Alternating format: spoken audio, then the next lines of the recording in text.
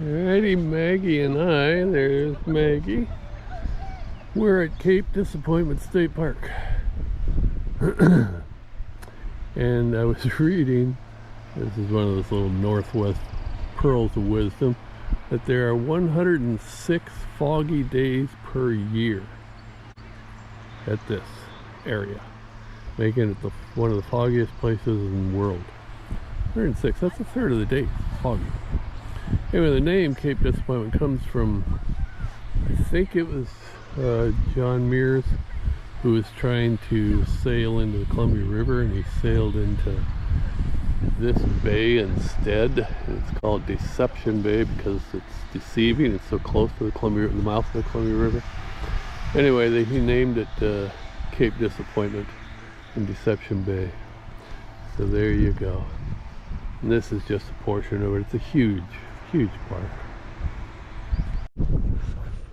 I spy a lighthouse. I assume you can see that. Zoom in a little.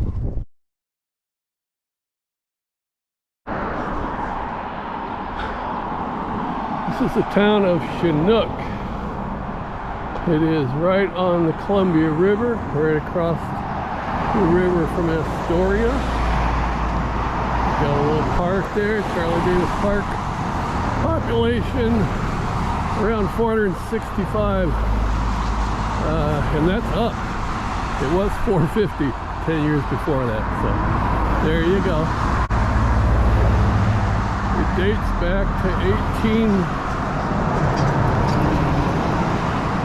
loud because the highway goes right through the middle of town. Anyway, it dates back to 1853 when it had the first court in the county, and about 1865 or somewhere in there, had the first salmon cannery. And this was actually a rich town. There's so many towns in the Pacific Northwest have this kind of history where they just boomed in the late 1800s, early 1900s, either fishing or lumber, and then the bottom fell out. The fish runs diminished greatly. Lumber, man. We could do a whole video on the lumber industry in Washington State. Anyway, it's no longer a booming city or town. It's actually not even town. This is one of those designated areas. So they don't, I mean, they have a fire department, but I don't think they have a police department. Anyway, I do love the architecture. I've always loved architecture of the old homes dating back into just before the turn of the century or just after the turn of the century. You know, prime example right there, those two. I love that one. That's a salt box design right there. You don't see many salt boxes in the West Coast. Very common. Massachusetts, Vermont, New Hampshire. But there you go, salt box.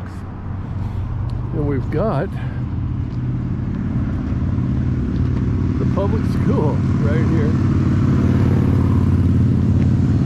Yeah, I don't know what grades. And actually, I think if Maggie will let me move, okay. There's the original, I'll bet. 1921, dating back to 1921. Anyway, pretty nice. Maggie just wears me out sometimes. This road here, 7 miles that way is Cape Disappointment State Park, and 3 miles that way is the first of the, what, 3 or 4 bridges that span the Columbia and go over to Oregon. And this one goes to Astoria, Oregon. So this road is a busy road. Now, the speed limit's only 35, but the noise is fairly constant. This is a Saturday. And it's not even peak season, so. But that's pretty normal for a lot of small towns that were on, you know, bustling roads, you know, 100 years ago or 75 years ago, and then, you know, there's no way to bypass the town with the roads. The roads are here to stay, and the town's here to stay. So great old house right there. All right, again, Chinook, Washington. So we got the general store. We got the old Fish Trap Tavern. We got the only gas pump in town.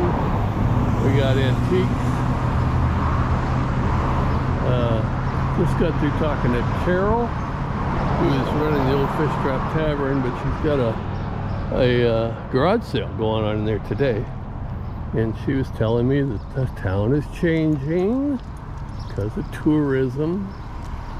And,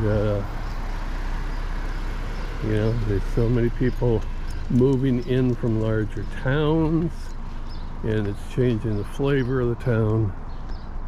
So, you know, I think I'm going to hear that a lot. Well, I don't know if that's true or not.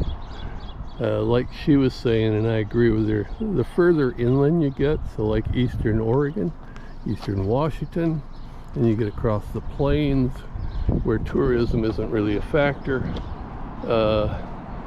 you don't see, you know, the incremental, large increments of change happening. Okay. Your name's Val? It's Valari, actually. Really? I always tell people it's Valerie because I could never pronounce it correctly. Valari? Like the song? Like the song. Okay. So how long have you been in here? I have worked here for about 1.5 years, but I have lived here since I was 14. I moved out here from the East Coast, from Pennsylvania. My parents, really? Yes, my parents separated, and so my mom's family was from this area, and she moved us here. And I love it. I've stayed ever since. I go home. Okay, tell me why you love it. It's just, people are nice. They're, you know, it's a quaint little town. You know, we have the beach. We have a beautiful view of the Columbia River. I mean, what more could you ask for? You get to wake up and see that every day. It is spectacular. You get to see the beach every day. Yep. I get to take walks. Yep. You know, I don't have to worry about I don't feel like I have to worry about my safety. You know, I can take a walk from my house and still feel somewhat safe in this small little neck of the woods. Now Long Beach is how many people? It's in the thousands. I mean, this is only like 450. It is. This area is small, but still, everybody kind of keeps to themselves. They watch your home. You know, if they know you're leaving and going out of town, they'll keep an eye on your place for you.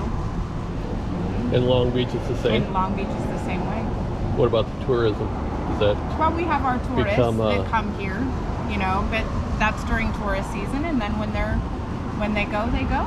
But we need our tourists for our businesses to thrive and survive and make it through the winter. I was talking to the woman at the tavern. I don't know what it was. Long Beach Tavern, probably. Anyway, she said that a lot of people from out of state are moving in here. They are. And trying to change the town. They are a little bit.